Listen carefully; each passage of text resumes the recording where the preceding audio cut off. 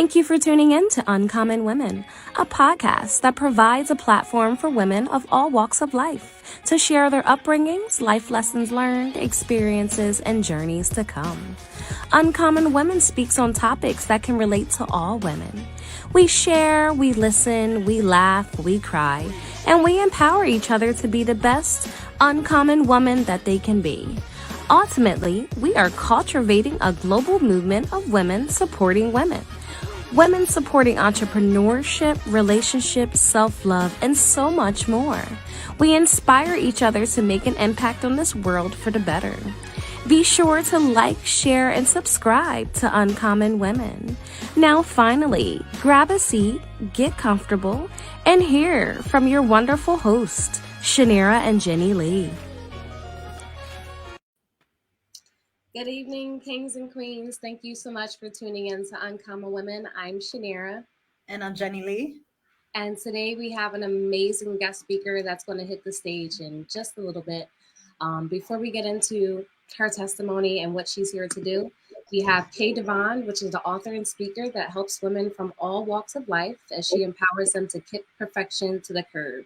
It is her superpower to shift these women into embracing their true self. This evening, she'll be sharing her testimony as well as speaking on her new release called Power to Pain.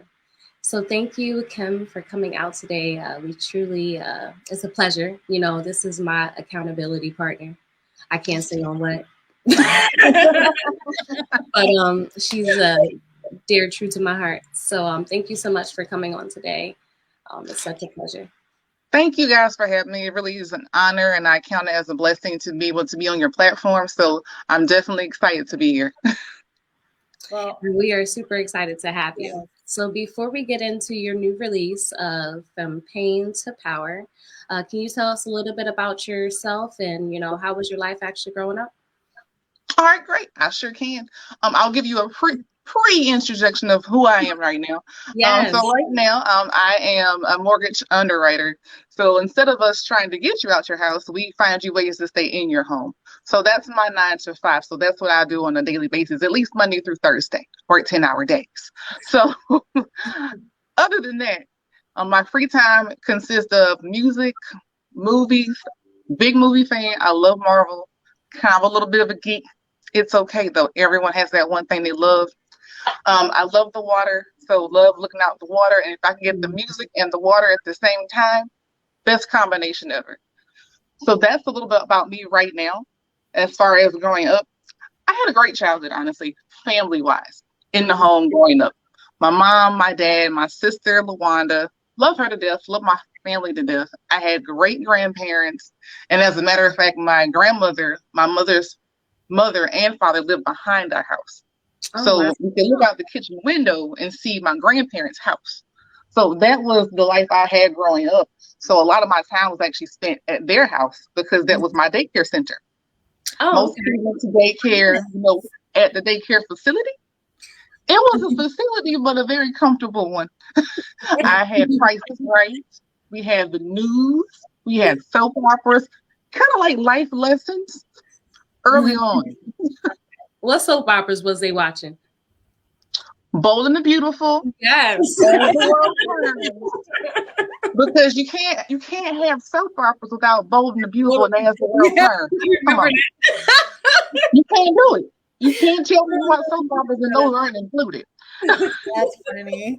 But that was my childhood growing up. Like we couldn't talk during the news at my grandparents' house. Have to be quiet. I can relate. See? And then Price is Right. I could make noise when Price is Right because it was a fun activity then. Who knew? Price is Right noise. News, no noise. But that was the family I had growing up, and I stayed there until I went to school. Funny thing though, when you aren't around kids, when you get ready to go to kindergarten, it looks a little different for you. So I didn't want to go. I cried probably every school year up until 3rd grade. Oh wow! Up until 3rd grade, I didn't want to be there. All these kids, I'm not used to being around kids. I'm used to my grandmother. Had there been a bunch of different Reese's there, I might have been okay. And that was my grandmother's name. We called her Reese. That's what we called her affectionately. But I would have been fine. No, that's not what happened. But I cried every day until third grade. Wow. Were you and your sister both raised at your grandmother's house, or? My sister went to daycare. She went to the actual daycare. I'm not sure how we got from the oldest going to the actual daycare, and it got to me. They were like, "Yeah, so we're gonna skip the fee." I respect the decision, though. I respect the decision totally. But that was what we had. No, mom would come home from work. She'd pick us up from our grandmother's house. I would sit at the kitchen table. My mom would make dinner. She'd help me with my homework while she was cooking. And that was the kind of dynamic our family had. Our father would come home from work, usually after we ate dinner. Or sometimes before. It depends on where he was located at, because sometimes he'd be in the state over, which is usually about an hour and a half, could be 2 hours away. But he would come home, he would eat dinner. Now, here's the funny part, because I love my parents. We did the dishes because that was our chore. So you wash the dishes after you eat, dry them, put them away. As I said, my dad would come home after all this has taken place and would eat and then add new dishes. Someone expressed to me how we get in trouble when we already did the dishes, but these are his dishes. Yeah. I love parenting. We might have to bring your sister on, because she talked about it wasn't like that. I remember. Okay. She's laughing because it was. It was a thing. It's okay though. It's good to have family though, and have that structured foundation, Sure, yeah. and be able to be raised. I mean, honestly, I think that's a blessing for your family to actually raise you versus you being in daycare. And is. It's good that you can interact with other children, but it builds a better bond with your family when you're able to be raised by. It does. Yeah, it does. And I'm sure you cherish it now, right? I learned so many skills. I could beans. We did shuck corn and snap beans. Yep, I sure did. I learned a lot. Nice. That's awesome. Molded you into a woman. Molded you into a woman. Exactly. The essentials is so necessary. Essentials is necessary. It is. And it brought about my famous butter sandwich. Life is not complete without a butter sandwich. Sounds weird, but it was one slice of bread with the butter on one side and you fold it. Great. It wasn't even melted butter. It was regular butter just folded over, and then you got a whole sandwich. Is that your specialty still? No, I don't think it was cholesterol friendly. I don't think it was cholesterol, heart friendly, but it was really good. I think when we were kids, it was good, because I grew up on those too. Just put the it's butter. Not just me. I mean, I'm like, put the butter, you fold it, and it will be your snack or whatever. Snack. I told someone, they thought I was crazy. I was like, you haven't had a butter sandwich? Well, maybe, okay. Maybe it's the country thing. I'm not really certain, but I enjoyed it. Oh my goodness. So let's transition to, so you didn't like school up until at least third grade. You was like, I guess I got to deal with this. I got better eventually. When you get older, you get accustomed to going to school now. So now it's okay. Going through elementary, enjoy snack time. Snack time was fun in kindergarten. You get older, they don't quite do snack time, but it's all right. We move above that. It's okay. I enjoyed elementary school. Got to middle school. So a lot of my self-esteem issues kind of happened early on. So it was more so like probably fourth or fifth grade. Actually, I'll say third grade, because that's what all kind of started. I got chased to the bus like every day. Wow. Yeah. So, and in my mind, I'm going, well, why is this? And so it kind of started from there. And so most kids just, brush things off. Okay, haha, you said what you said, and you move on. I, in my little mind at the time, just kept everything in. So from earlier times, like third grade, fourth grade, and moving on. So anytime someone said anything negative to me, it kind of stuck with me. So instead of just saying, hey, the words are just words and that's what it is, a little bit of that always stuck with me. So that really hindered my self-esteem when I was growing up. And And you said it started when you were in 3rd or 4th grade. What was the transition from elementary to middle school? Oh, the transition. Oh, Or so even school to high school, like the whole train. Because we have different levels of. Mhm. we do. I think, you try to, for me especially, you try to like fake the funk, like until you can figure it out. But I always had a low self-esteem, but I just tried to compensate for it to where no one really realized that's what was going on.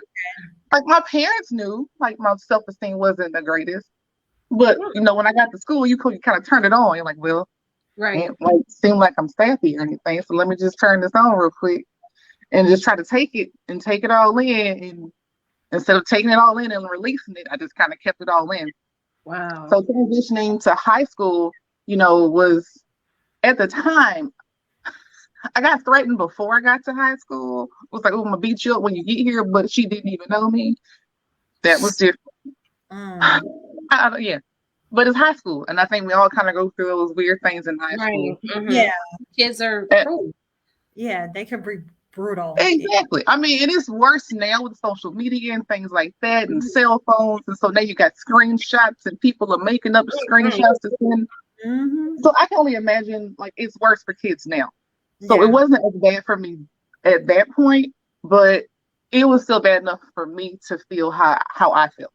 Okay. Did you go ahead, Jenny? Did you ever like make any friends in school where they would defend you? Because sometimes you'll have always that one that one friend that always got your back and be like, don't be talking, to defend you from the bullies. Take my rings off. Yeah. I had friends. So you would think because I had low self-esteem and now I kind of generally kept to myself that I wouldn't have friends. Like I had friends, but my circle was actually always small. And I kept it that way intentionally. I was always the kid. My mom would be like, well, do you want to go spend the night at your friend's house? I'm like, no. I was just always kept to myself, and the people around me, it's always been a small circle of people. And for me, that's just a way of making sure that I don't have any drama or anyone negative around me, and just minimizing any of that could possibly.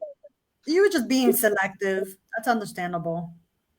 Oh, absolutely. And you don't know you're being as selective when you're that age, but it really becomes important when you're older, honestly. Yeah.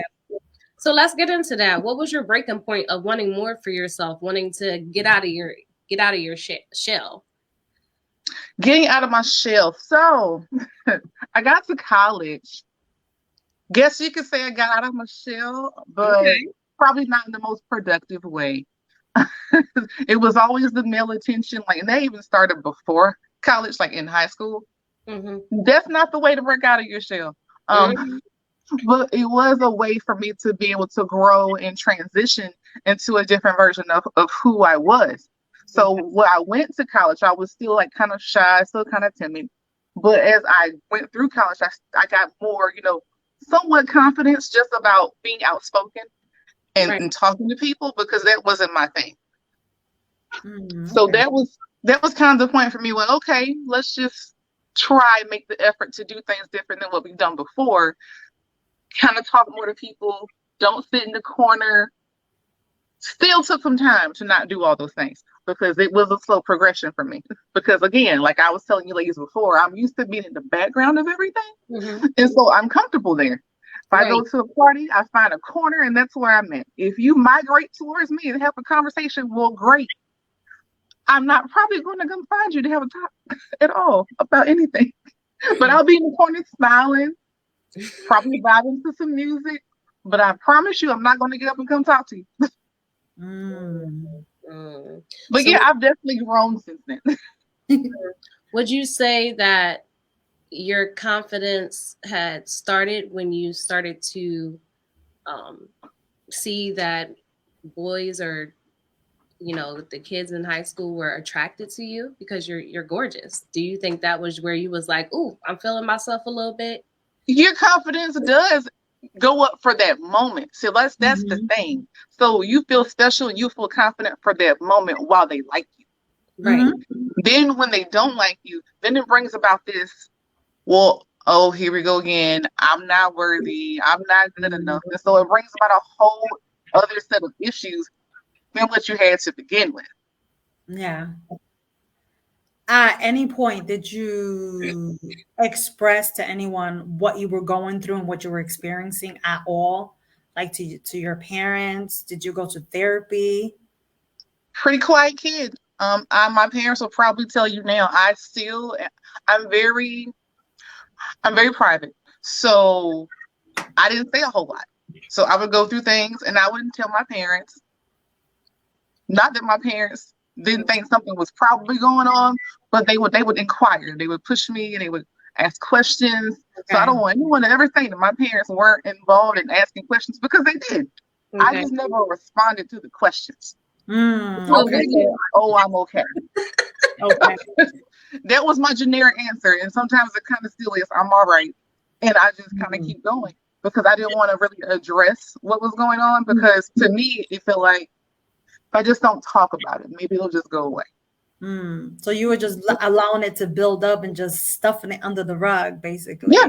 Honestly, what happened, because like I said, it's kind of like a domino effect. Things happen, things are said to you, and all of it just kind of weighs on me and weighed on my heart, and it kind of stuck. And so I let those things define who I was, and in actuality, that wasn't who I was. Yeah. So, sorry, I thought I had to sneeze, but it went somewhere. Well, bless you ahead of time, and just in case, put it out there. Praise God. All right, so let's get into stuffing those thoughts and not really expressing yourself. Is that how you got into inspired you to write a book about everything that you've been through? So, about how I started this book situation, I was at work. We had nothing to do because we were really slow for a very long time at work. So it was like November, December. I was honestly just sitting at my desk and just like typing out thoughts and feelings. And I typed like a paragraph, and I sent it to my sister. I said, "What do you think about this?" She goes, "It sounds good." Okay. It sat on my computer for a while. Just sat there. And then we kind of did the whole author's authority, like the 3-day like boot camp situation. And I was like, okay, well, maybe I have more to say. And so from that point, it kind of transitioned into an actual book and a project of mine that I actually started writing. And the more I wrote, and for me, I'm thinking, okay, this is relief. This is like breaking free from everything, just putting it out there, being transparent. But the more I wrote, the more I realized it wasn't just for me. This was for people who are struggling with other things, who may have struggled with the things I struggle with having low self-esteem and not feeling worthy. It may be for them too. So me being transparent by doing that opens up other people to be able to talk about their situations. So that's how I couldn't write this book, because it wasn't a thing. And I'll honestly tell you about the title as well, because the title just fell on my heart in October. I hadn't started writing anything in October. Keep this in mind. In October, as I sat at the hair salon under the dryer, I heard From Pain to Power. Okay. And at that time, I'm like, okay, this is about to be about dating chronicles. Okay, this is going to be real interesting. But it sat on my phone, and I never did anything with it. And then December came, and then I started this whole process. And now, it changed up again. It was like journey of self-discovery. It's about me. So while I thought what dropped in my spirit was something about dating chronicles and some juicy stuff going to happen, that's not what it was. So I think the whole time it was just a progression of what was planned for me to do. It was confirmation. Man, and I didn't think about it until probably my drive home today. Because I said, you know what, that fell on me before even December or November came. And it was just interesting to me how it progressed into something completely different and just transformed literally my whole life at this kind of point.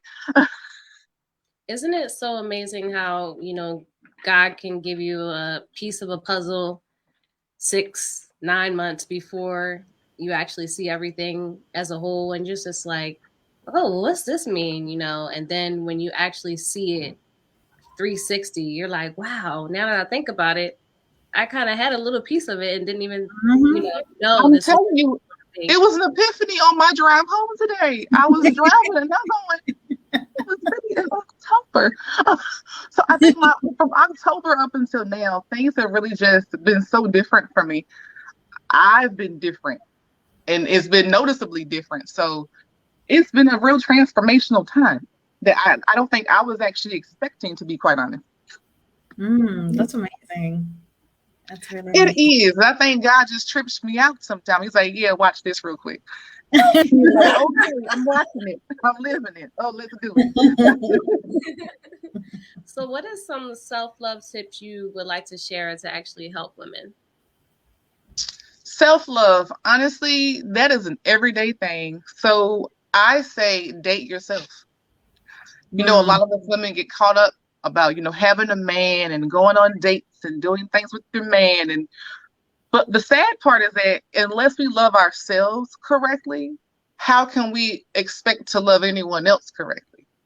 So love yourself first. Take yourself on a date. Go out to dinner. Take a book with you while you're on said date with yourself. It doesn't matter who stares at you from the corner. Let them sit there. They'll be fine. Take your book with you. Get your drink. Eat your food. And just have a date with yourself. And enjoy just being by yourself. Because I think we also get caught up in just having people around us and just wanting to have someone in our space. It's important to be able to be alone in your own space.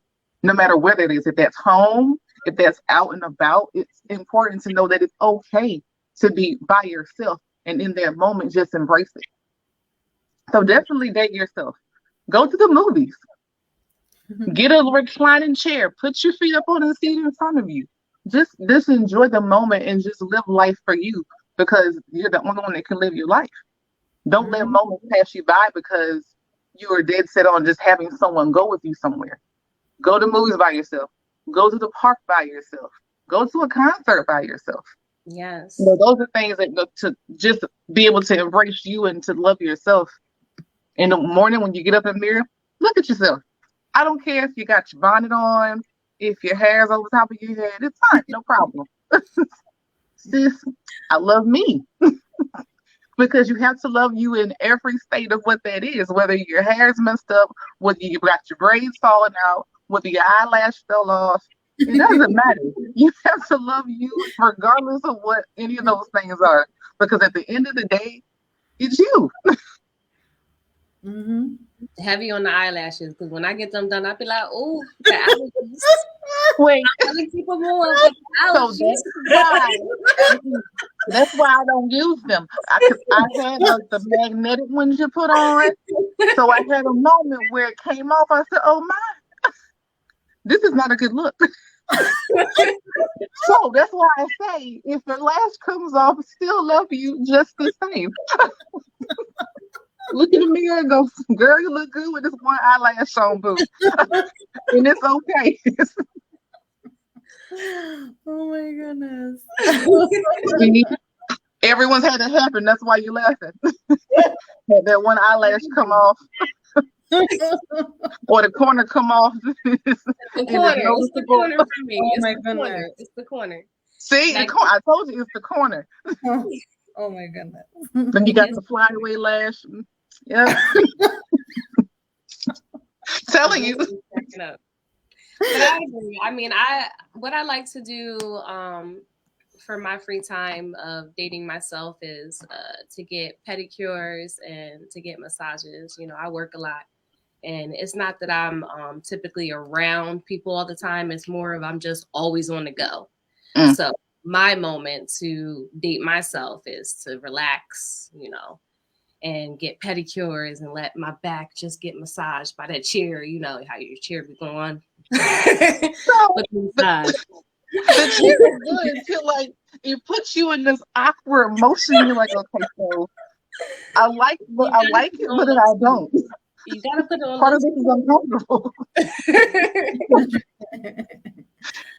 But self-love is definitely important, and we definitely have to take the time to date ourselves and to enjoy, the peace and quiet of everything else that's surrounding us. Do not disturb, I think, is the best thing invented, because sometimes my phone's always ping, ping, ping, ping, ping. And it's like, to turn my phone on do not disturb, it gives me a moment of peace to not have to worry about everything else that I have going on. Oh, yeah. Then people get concerned when you don't respond. Like, are you okay? Sure. They'll be all right. Haley, what are some things that you do in regards to for self-love? Well, I think for me is, like you said, just making that time for yourself and even being in my own space. I'm content just being by myself and sitting by myself and just reflecting and just doing little things, even just organizing, cleaning. You know, to me, that's self-care, because the when you're in your space and your home, you have to make it for yourself. You got to make that space for yourself, because I consider that self-care. I like things a certain way.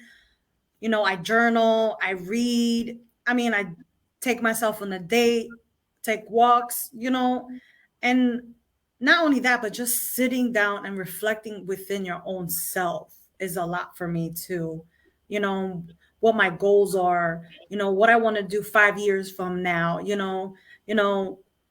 I'm single. I desire my husband. I think about that. I think about, you know, me traveling the world and doing so much, you know, and you have to like really sit within yourself to like really dive in and what you really want to do, because that's self-care and self-love. If you're not reflecting on that, then you're just gonna not, I just feel like you're not reflecting within yourself. You're just keep doing the same thing. You will never see that growth or that change within yourself. True. Especially during COVID. If there was a time to reflect, it was definitely during COVID. People are going home from work. I was home from work for almost 2 years. So if you want to reflect, try going home and working from home, and then all you have is yourself and your dog. So during that time for me, so much just kind of came, because you're like sitting down, you're like, oh my gosh. So pandemic going on, and you're like, what am I doing with my life? I was approaching 40. I'm like, well, this is interesting. And I wasn't in panic mode turning 40. I was excited. Still am excited. Turned 40 in April. I think 40 is great. But you think about so much of your life, and like Jean Lee was saying, what do I want to do? What are my goals? And you think about those things, especially when you have ample time to do it. Right. And all you have is time. Yep. So that was major for me. Like, actually going, hey, well, things are going to be different. These are things I want. These are things I don't want. And I was okay with those things that I didn't want and those things that I wanted, because at that point I had the time to sit and really reflect about, hey, these are the things. Either I want them or I don't want them.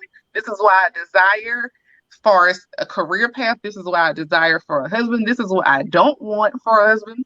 This is what I don't want for someone that I'm dating. So you realize those things and you're like, well, hey, now I know, because you have time, and you have time to actually think about it and actually reflect on it, like you were saying. Yep. Mm-hmm.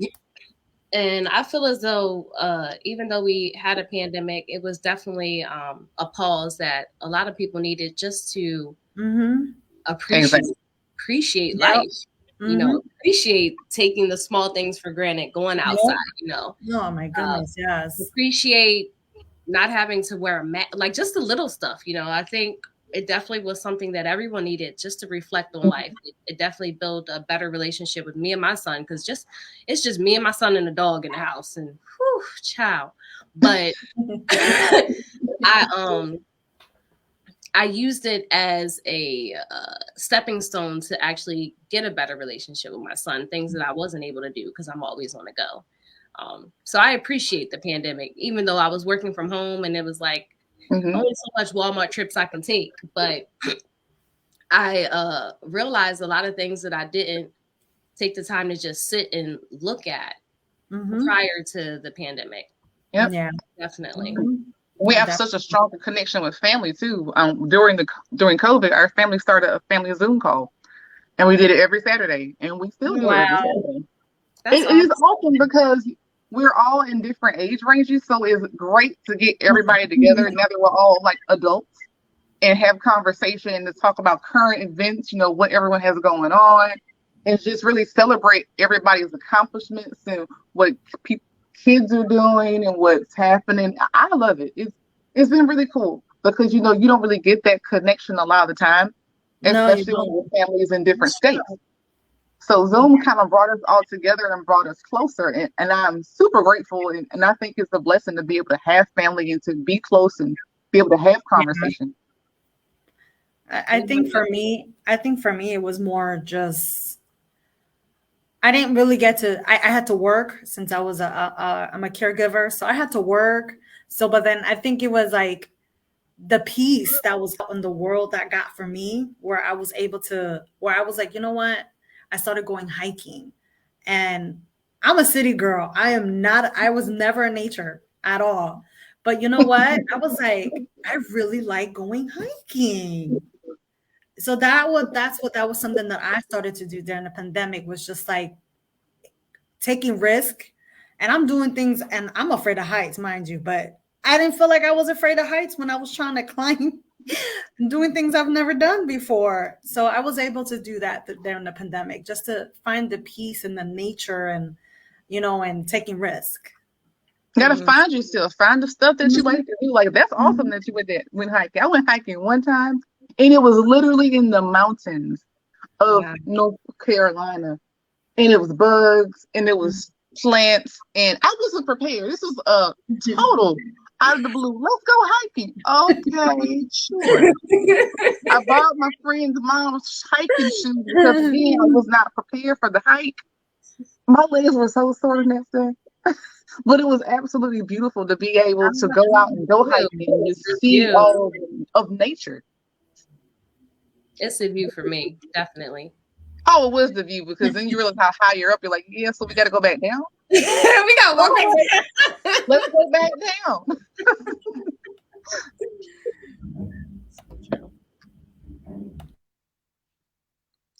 So let's go ahead and speak on your book, From Pain to Power. Can you tell us a little bit about your book and how we can purchase it? And you talked a little bit about, the journey of how you started writing your book, but can you dive a little bit more into it for us? Sure. So when we do the journey of writing the book first, or about the book, which one? Whatever you choose, whatever's in your heart. So for me, the journey of writing my book was a really interesting one, because, again, I didn't know I was going to write a book. So it was kind of like a shock for me and everyone else around me as well. But it was something that I just felt like I needed to do. It was, again, a breaking free moment for me to be transparent and just putting things out there. And then I can officially let it go. And then it's done. So for me, hold on a second. Lost your train of thought. What was the last question? The journey. And then how did you go about actually speaking on your book, and how do we purchase your book? Yes. Okay. So about the book, that's right. So about my book. So I take my own personal journey and use that to be able to have the readers connect with me and my story, so that they're able to understand why it is that I offer advice at the end. So those people will give advice, but you don't know what they went through that they're giving you that advice. Right. Makes sense? So I wanted to use my story as a way to connect with people so they could understand me, that I'm a real person, and see what I went through and overcame, and to see what I used to help me overcome my struggles. Not saying that those things will help everybody, but it is my sincere hope that it at least helps one person what I have to offer and what I have to say.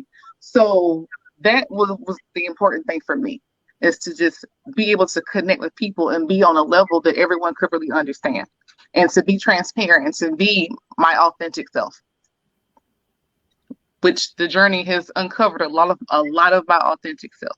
You kind of hide under being in the background. You hide under just not being in the forefront. And so it has brought out this journey in writing this book, a lot of just me being way more outspoken and just being able to be more comfortable talking to people, especially when your coach tells you to do a live on Facebook. I love her. Love you, Sakara. Yeah, girl. Never did a live in my life until she said, "We're gonna go live." For what? What reason is that? but it made me more comfortable actually being able to, see myself on camera. Because initially you're like, "Oh, I don't like this. This is not where it's at." But then you get more comfortable with actually seeing yourself, and you get more comfortable with hearing yourself, because how you think you sound and how you sound when it's played back, two different things. I think everyone should know that. I agree. I definitely agree with that. You should know that it's two different things, but you get comfortable with that. And this journey and writing this book and all of that together has really made me kind of a different person. So I really have transformed into a different version of myself yet again in life, just by this journey alone. Do you feel like the weight was lifted off of your heart? I know you had some deep holes dug down from 3rd and 4th grade. Do you feel like you lifted it up by writing this book for others and yourself? I think a lot of things for me have been, kind of eased away at this point. And even prior to writing the book, I was kind of on the journey of letting those things go in the first place. But I think for me, just writing a book about it, all right, it's out there. If you want to talk about me, great. Either it's positive or it's negative, but you know what? You're talking about me. It just basically set you free. It does. It just not even you realizing you're just writing and just just typing away just basically set you free at that moment. It does. And turning 40 also is definitely something to be said about entirely. I'm telling you. I was like, you know what? People get all upset about turning 40. I'm not married. I don't have any kids. I'm not doing this. I don't have a house. Yeah, so that used to be me. But the me I am today is like, yeah, so 40, let's go. What we got? What we got for this year? I'm ready to take everything that 40 has to have on in 2022. Oh, yes, honey. Oh, yeah. I was, when January 1st came, probably around 12:30, I might have been a little bit sad, but around 1 o'clock, I was like, you know what, let's go. It's go time, because it has to be different. And so I set the tone in January that this year had to be different. And it has absolutely been that. It's been different the entire time. That's great. I have a comment from Veronica that I needed to share. She said, "Girl, we are 40, fly, and free." Yes. Amen. That's my cousin right there. Yes. I love you, girl. Yes, because I'm about to be 40. I'm in there. We're going to have to get that on the shirt. We're going to have to get that on the shirt under the skin. Yes, ma'am. Wanda says freedom at 40. I agree. I love that. I said that at the beginning of the year. Freedom at 40. At this point, like, there's nothing. I'm good. There's nothing that's going to stop me from progressing and just moving on and being who I am at this point. I love it. So Kimberly, is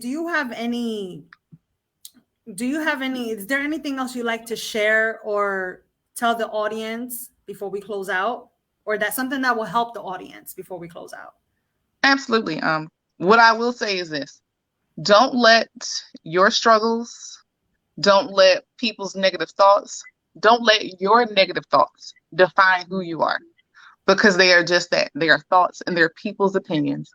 And everyone has an opinion. Doesn't mean it's a truthful opinion. But take those things, rise above all the negativity. I don't care if the negative thoughts and the negative comments come from your friends, your family. Number one, if it's negative, they're not your friends. So rise above all the negative comments, rise above all the negative energy, and you have to keep pushing. You have to keep pushing forward. You struggle through life. Issues arise because that's life. And it's what we do to move past those things is what's most important. So you have to keep pushing, and you have to fight for yourself. No one will fight for you harder than you will fight for you.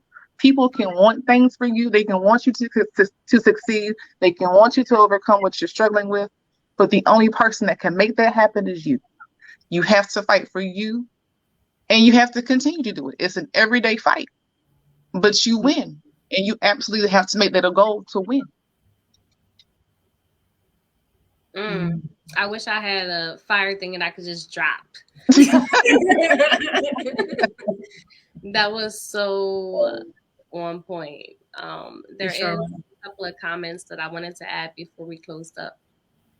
Your sister, I love her dearly. Shout out to LaWanda. Hey, girl. Said, it's your time, sissy. So this is just my sister. That's my big sister. Like, I don't know where I'd be at this past like 11 years if it wasn't for her. Like, we are Forrest and Bubba. Like, that is our thing.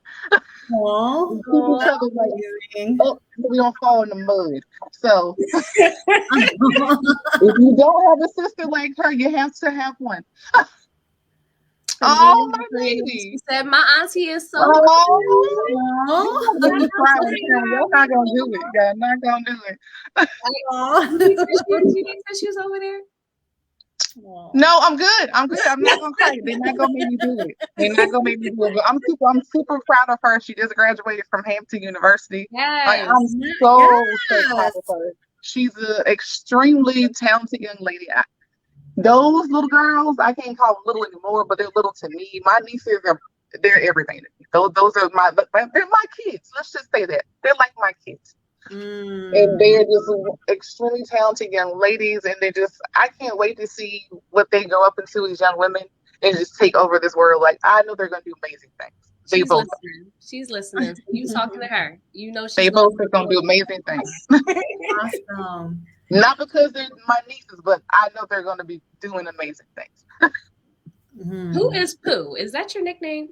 No, she is said period Pooh. You know, the TikTok period Pooh. You know, don't do that. You know, you don't know it. Oh, I'm not Pooh. That's not my name. Your hand on. It's okay. It's all right. It's okay. She said, "Who is Pooh?" Definitely not me. What was like? What? Jenny, me? No, that went past my head. My bad. All right. It's okay. We're not gonna hold it against you. Listen, when it comes to a lot of slang, when they use in the internet, I'm quickly to call my younger sisters, and I'd be like, "What?" I'm gonna have to look that one up. Yeah, I wasn't the one that didn't know what no cap was. I was like, "What is a no cap?" No, I know what no cap is. I know what no cap is. I had to ask. That's why I now know. No judgment. This is planet. So we even. Yeah.